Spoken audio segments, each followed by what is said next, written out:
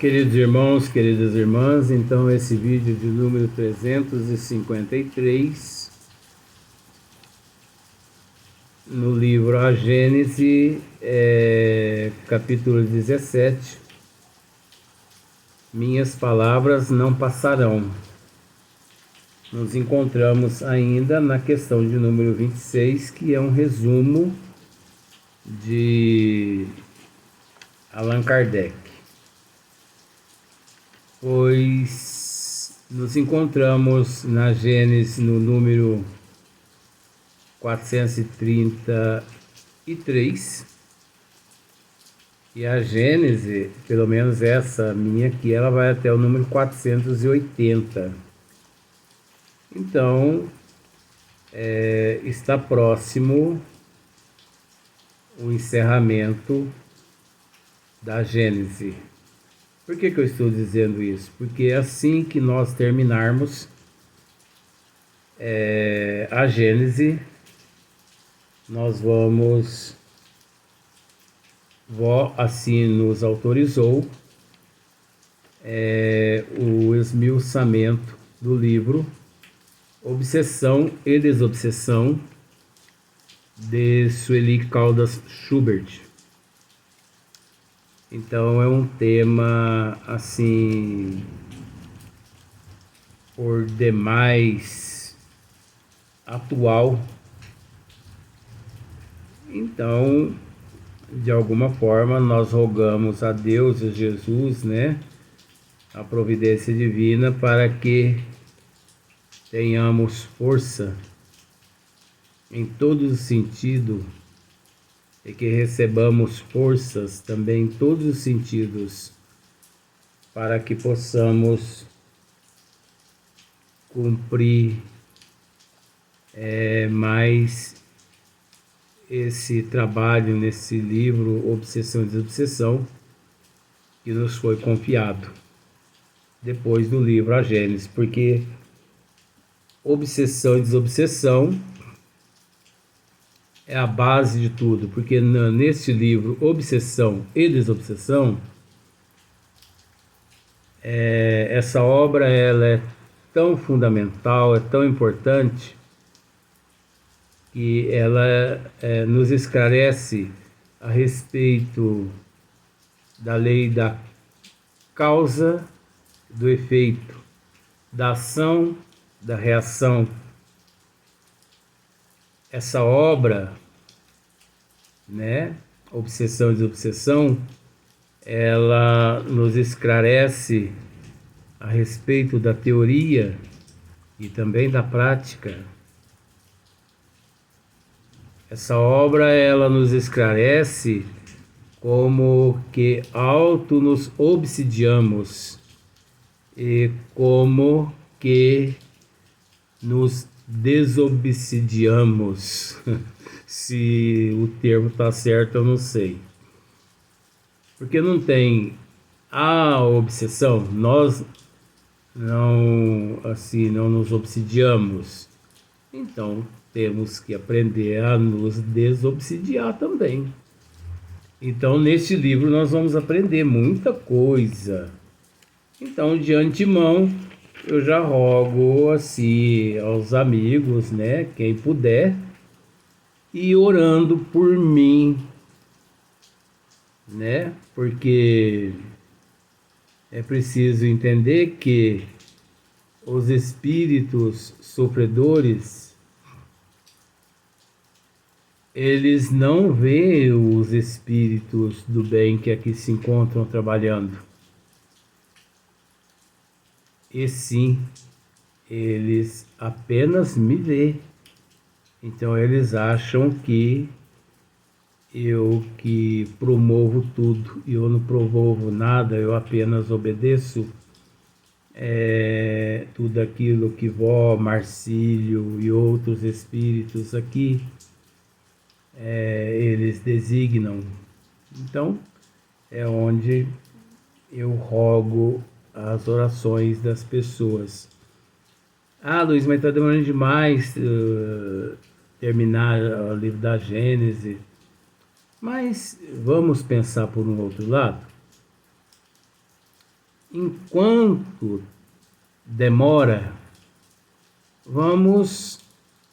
enquanto demora, o resumo aqui, enquanto demora terminar a Gênese aqui, vamos desfrutar uns dos outros, né? Todo dia eu tenho você e todo dia você me tem. Isso é um teste de paciência. Agora, pelo fato de aqui me encontrar, significa que eu tenho paciência. Agora eu dependo da tua paciência também, em me suportar. Agora eu não sei se você me suporta. Procure me ver como um filho, porque mãe, e você procura se colocar na condição de uma mãe, porque mãe tem paciência com o filho. Não sei se você já parou para pensar nisso, né? E aí por aí vai a mensagem em diante. Mas procura ter paciência comigo, porque mãe tem paciência com os filhos. Então se coloca na condição de uma mãe, que aí você vai conseguir me aceitar do jeito que eu sou, né? Mas é só para espairecer um pouco e para pedir as tuas orações. Então Kardec aqui ele continua dizendo assim, ó: terão todos adotado como regra de proceder a prática das virtudes, prática da qual fez Jesus condição expressa de salvação? Estarão todas isentas das apóstrofes que ele dirigiu aos fariseus de seu tempo? Todas finalmente serão assim em teoria, como na prática, expressão pura da sua doutrina? Como nós já esclarecemos, tentamos esclarecer, né, em outros vídeos, é óbvio que se não fosse Hippolyte Léon Denisard Rivail, obviamente, hoje não teríamos o conhecimento que temos da doutrina dos Espíritos. Nós não teríamos o conhecimento dos desígnios de Deus trazido por nosso Senhor Jesus Cristo, se não fosse Hippolyte Léon Denisard Rivail ter separado o joio do trigo quando na codificação da doutrina dos Espíritos. Se não fosse a codificação da doutrina dos Espíritos, pode ter certeza de uma coisa: os desígnios de Deus trazidos por nosso Senhor Jesus Cristo estaria até hoje maculados, quer dizer, manchados pelos hipócritas, pelos sistemas, pelas teologias arbitrárias. Então, Hippolyte Léon Denisard Rivail, ele veio separar o joio do trigo. Olha que maravilha, nessa chuva está trovejando, que maravilha. Isso é uma bênção de Deus. Então, se não fosse Allan Kardec, hoje nós também não teríamos o conhecimento, os ensinamentos de Deus encontrariam-se todos maculados, todos manchados por esses seres descompromissados com a verdade. Porque é preciso compromisso, é preciso responsabilidade. Sendo uma só, sendo uma só e única, a verdade não pode achar-se contida em afirmações contrárias, e Jesus não pretendeu imprimir duplo sentido às suas palavras. De forma alguma. Jesus, em momento algum, ele pretendeu imprimir duplo sentido às suas afirmações, às suas palavras. Se, pois, as diferentes seitas se contradizem, olha só, pois as diferentes seitas se contradizem, se umas consideram verdadeiro o que outra condena como heresias, impossível é que todas estejam com a verdade. Se todas houvessem aprendido o sentido verdadeiro do ensino evangélico, todas se teriam encontrado no momento terreno, todas se teriam encontrado no mesmo terreno e não existiriam seitas. Merece até que eu repita, né? Se, pois, as diferentes seitas se contradizem, porque você sabe, com todo respeito, que todas as seitas se contradizem aqui na Terra. Nenhuma seita aqui na Terra, elas trabalham em comum acordo, aceitando os preceitos das leis divinas. Tanto é que é onde existe as contradições. Se umas consideram verdadeiro o que outras condenam como heresia, olha só, se umas consideram verdadeiro o que outras condenam como heresia, porque existe aqui na Terra aquelas, religiões que consideram verdadeiro, mas ao mesmo tempo o que outras condenam como heresias. Impossível é que todas estejam com a verdade.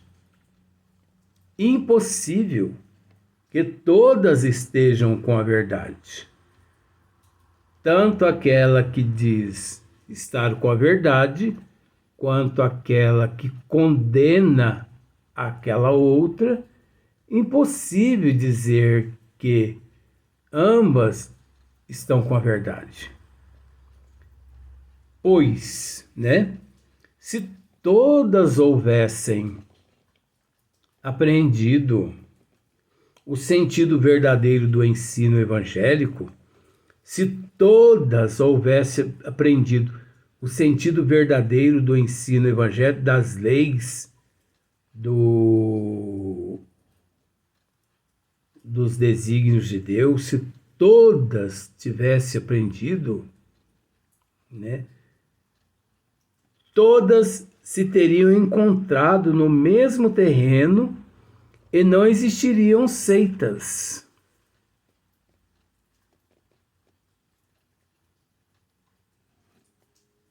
Então, por que hoje existem centenas de seitas religiosas no mundo? Porque ninguém conseguiu entender os desígnios de Deus trazidos por nosso Senhor Jesus Cristo. E é de extrema importância dizer isso, que inclusive aquelas que dizem que estão com a verdade, mesmo assim, elas não conseguem segurar aquelas ovelhas ali em seu rebanho. Quando as ovelhas percebem que necessitam de algo mais, elas migram para outras seitas religiosas. E assim sucessivamente, naquela outra seita religiosa, se ela também ali não consegue encontrar aquilo que busca, ela migra para outra seita religiosa. É aquela busca incessante de Deus, que a pessoa vive aqui na Terra, essa busca incessante. Mas é de extrema importância dizer por que buscamos a Deus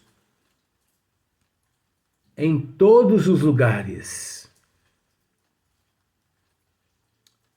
Porque um dia, há 2000 anos atrás, nós deixamos escapar a oportunidade que nos foi concedida naquele exato momento quando Cristo foi colocado lado a lado ao Barrabás.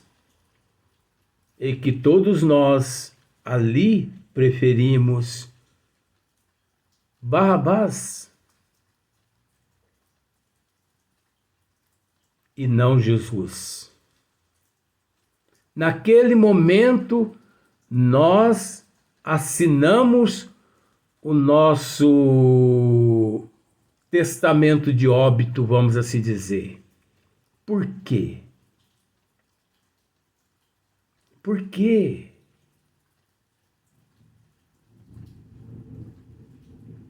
Porque unicamente o que nos satisfaz é o amor em Deus e em Jesus. A porta larga, Barrabás, é uma delícia.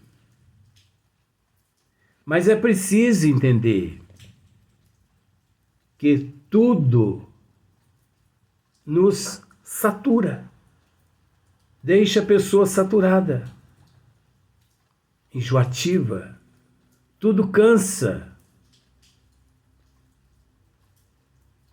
tudo nos entristece. E é óbvio que tudo cansa, a pessoa enjoa,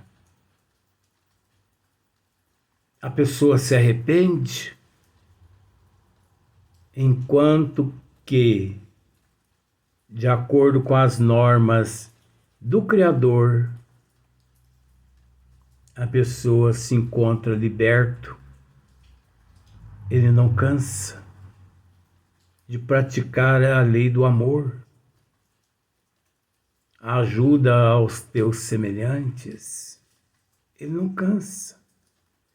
Praticar o bem é prazeroso. Praticar o mal é desgastante. O indivíduo pode sentir prazer ali no princípio, mas depois ele se cansa. Como, por exemplo, o mel não é gostoso? É uma delícia, vez. Mel é uma delícia. Tudo bem. É gostoso a primeira colher de mel que você bota na boca. A segunda já é enjoativa. A terceira, repugnante. Faça o teste. Luiz, eu como 1 litro de mel se deixar. Pode comer. É o livre-arbítrio da pessoa.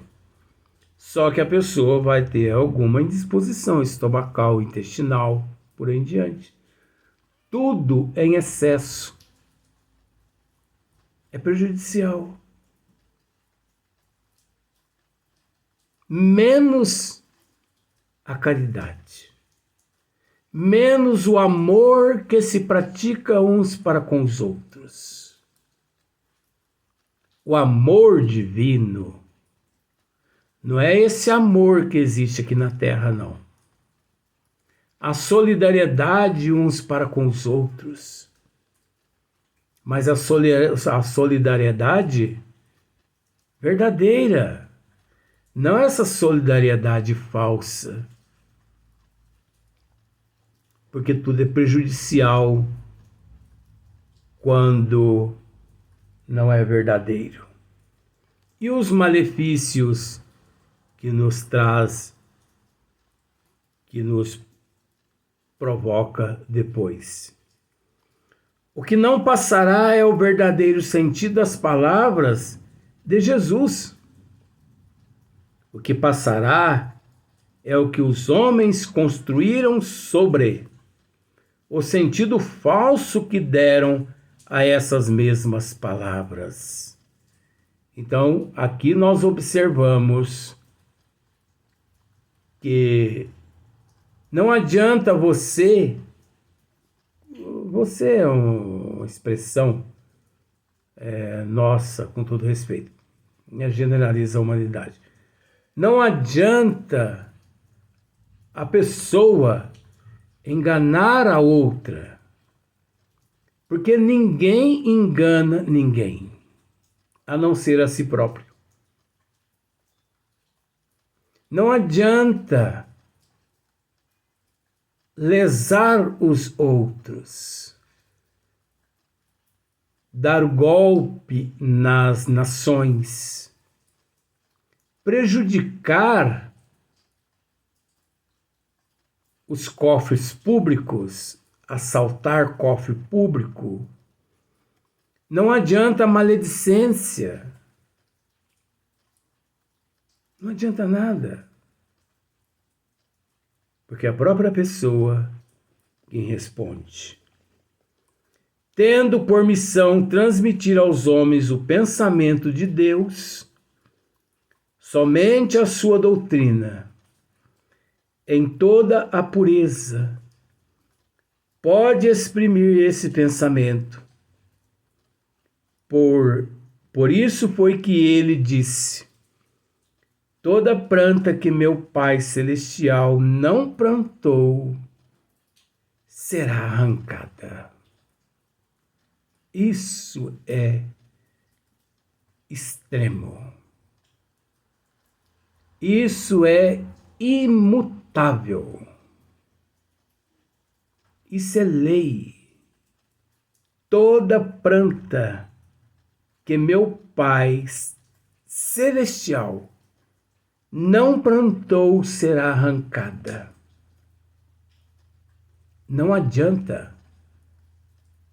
Nós temos que entender que existe só um Deus. E esse Deus é a inteligência suprema, é a causa primeira de todas as coisas. Toda planta que meu Pai Celestial não plantou será arrancada. Onde encontra-se escritas as leis de Deus? Na consciência. Que trazes na tua consciência? Aquilo que nosso Senhor Jesus Cristo do Pai nos delegou. Aquilo que os dogmas religiosos aqui na Terra me ensinou. Então pode ter certeza de que mais cedo ou mais tarde tudo isso será arrancado da tua consciência, do teu eu, através do teu esforço, através da tua prova, através da tua expiação. O melhor mesmo é a paciência, a resignação, a aceitação, a humildade. Então nós vamos para o próximo vídeo cujo tema: a pedra angular.